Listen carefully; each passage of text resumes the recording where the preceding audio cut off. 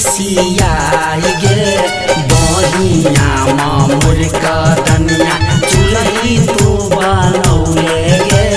झरकल फरकल बर्तन चुलही पर चढ़ौले गे